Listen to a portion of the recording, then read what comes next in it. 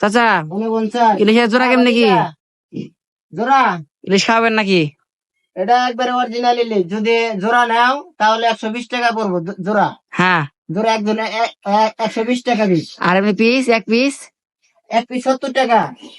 আর জোড়া নিলে তাহলে কি জোড়া নিলে কম আছে? কম আছে। হ্যাঁ আর ওই বড় বড় বড় আছে না চাচা? বড় বড় ইলিশ আছে?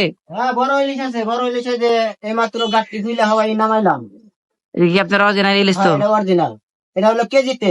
কেজিতে কত করে এটা চাচা?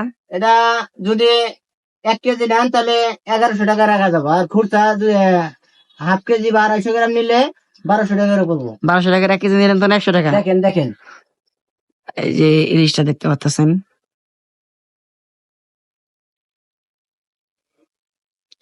এটা তাহলে আপনার 1100 টাকা কেজি পাইকারি, আর খুচরা নিলেও তারে 1200 টাকা কেজি, তাই তো? জি জি। আচ্ছা ঠিক আছে।